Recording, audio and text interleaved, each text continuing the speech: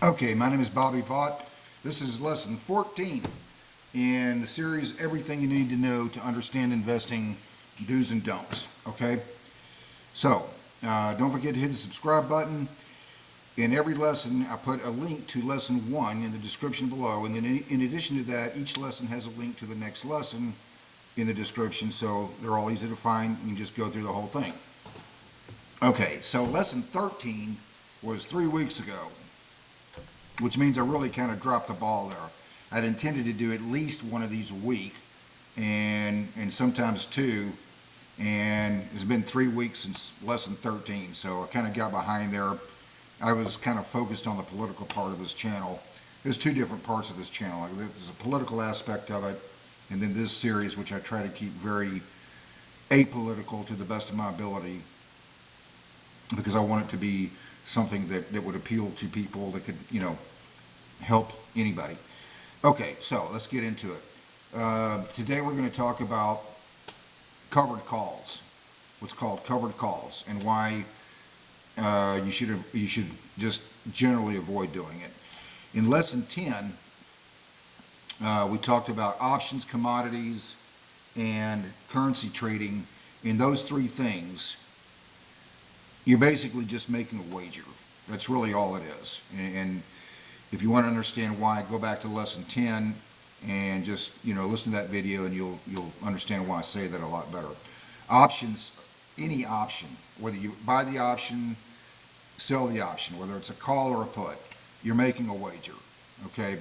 And despite that, as I explained in lesson 10, and I went through all the reasons why, there are two times where you could consider buying an option: a deep in the money call, or sometimes buying a put option for protection, except you can't just be buying protection on everything you own all the time. You'll kill your returns. If you wanted to just completely avoid options, including those two possibilities, fine. Don't worry about it. Okay.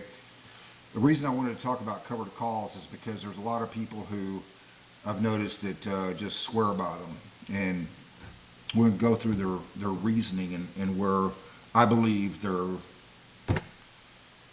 reasoning is just a little off. Okay, so any option, you're making a wager. So let's define what a covered call is first. The reason it's called a covered call is because you have to own the security, the underlying security, in order to sell the option. When you sell a covered call, or sometimes called writing a call, you're selling the option. You're getting cash dumped into your account. Okay, so for example, if you own, and you have to own at least 100 shares to do it, because options are done in 100 share lots generally. Okay, so if you had 100 shares of XYZ stock, you could do one option if you wanted. You sell one call. If you had 800 shares, you could do 8, whatever. Okay, so let's define what a covered call is first, so we can really get into it. If you're watching this, you may or may not know. If I'm explaining anything that you already know here, I do apologize, but understand that I'm trying to be very comprehensive here. And so let's define it first, and then we'll get into the reasons why you should avoid them. Okay, so you own, let's say, 100 shares of XYZ stock, and let's say it's $100 a share. And you sell a covered call. The reason it's called a covered call is because you own XYZ stock, and you sell a call. Remember, a call option is the right but not the obligation to buy a security at a specified price at a specified date. Okay, so if you're selling an option, if you're selling the call option, you're selling someone else the right to do that. Okay, so let's say the price is $100, and maybe you sell the call at with a strike price of, let's say, $110 at whatever strike date. Okay, so you get a small amount of cash dumped into your account, but you also own the underlying security. You're actually making a bet that the price by the strike date does not go up to and through that $110 strike price. Okay, because if it does, somebody's going to exercise the option on you, and they're going to buy it at $110. You get more cash dumped into your account, because you're basically just, you have to exercise the option on you, but all your stock goes away, okay? So, here's the reason. Let's first go through the reason, the reasoning why people sometimes like to sell covered calls. The reasoning goes like this. Well, I own the underlying security, let's say $100 per share, XYZ stock, $100 per share, and I'm selling the call at $110 strike price and whatever date. And if the price doesn't go up to and through $110 by the strike date, well, I'll still keep that cash in my account, right? And if it does go up to, if the price of the underlying security does go up to and through that $110 strike price, then, well, fine. Not only do I get the cash dumped in my account, but I still made money because I own the stock. So I win either way, right? Okay. Sounds very logical on the surface of it until we dig deeper. And make no mistake, and let's not kid ourselves, everything is a trade-off. You don't get something for nothing. If you want to sell a call, you're giving up something, and here's what it is. You're giving up an opportunity cost. Or excuse me, you're acquiring an opportunity cost, I should have said. You're not, yeah, so you have an opportunity cost involved there. Okay, and here's what and make no mistake, an opportunity cost is a cost. And we should not kid ourselves about that. Here's what that opportunity cost is. If the price goes from $100 to $115 by the strike date, you make that $10 per share. Somebody else makes the other $5. Okay?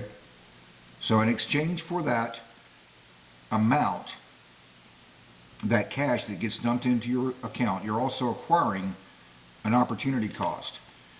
Every single time that I ever looked at selling a call, doing a covered call, with one exception,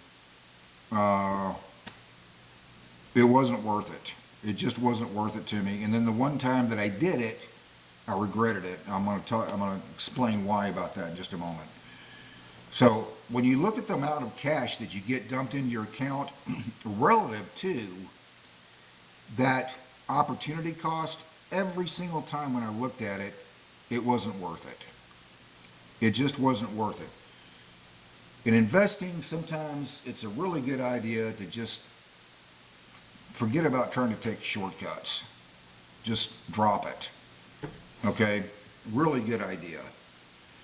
And that's what oftentimes when people get involved in options, that's what they're trying to do. They're trying to find some magic formula, some shortcut. Find good companies and just own them. Okay, let me tell you about the one time, the only time that I ever sold a covered call and then I regretted it. It was, what year was that? I don't remember what year it was. It had to be a while back because I remember that I owned Microsoft and it was $35 a share. Now it's over 400, so it was a while back, several years ago, many years ago. So I owned Microsoft. It was $35 a share, and sold the call. And I don't remember exactly how many months out it was, the strike date.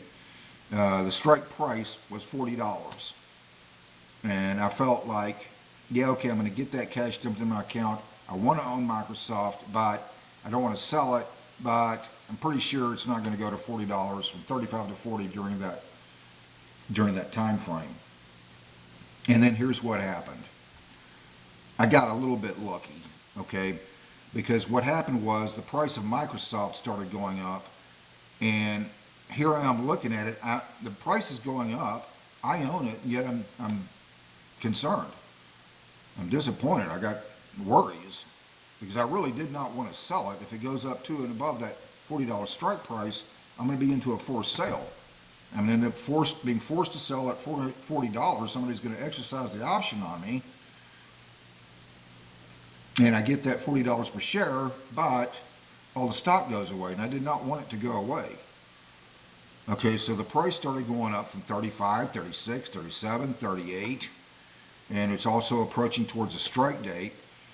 I did have another choice, another avenue. What I could have done was I could have just said, okay, well, in that case, I'm getting really worried here. I don't like this. So now I'm going to buy out of the position by buying the call that I sold. Problem, because the price had gone from 35, was going up, the price of Microsoft had gone from 35 to about 38, I would have had to spend more to buy myself out of the trade than what I'd sold the option for. So I didn't like that choice. What I ultimately decided to do was just sweat it out. And so this is over a period of, as I recall, several months. I didn't like it. I mean, I was, concerned about it the whole time. And the small amount of cash that got dumped into my account for doing that wasn't worth it. So that was just my experience with it. And I still look at them once in a while, but just out of curiosity, but I never see a point where it's really worth it. Okay? Yeah, don't sell covered calls. It's just not a good idea. Keeping in mind every option, whether you buy, whether you sell an option, sometimes called writing the call, whether you buy the option, sell the option, whether it's a call or a put, every option trade, you're just making a wager. That's really all it is. You might as well be trying to figure out whether the Bears or the Vikings are going to cover the spread in the football game. Just find good companies and own them. I talked in more detail about that in lesson 10. Yeah, don't sell covered calls. Not worth it. Okay, so that's it for today's lesson, lesson 14.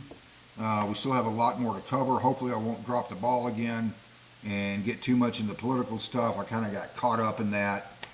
But we're going to try to, do one of these lessons at least once a week. Hopefully more, but at least once a week. So lesson 15 will come soon. If you don't see the link to lesson 15 in the description below, it's because I haven't done it yet. But I will put a link to lesson 1 in the description below. So if you're new to this channel, you can go back to lesson 1 and just go through the whole thing. And we still have a lot more to cover. Okay, so that takes care of lesson 14. Don't buy covered calls. Until next time, hope life is treating you well. See you then.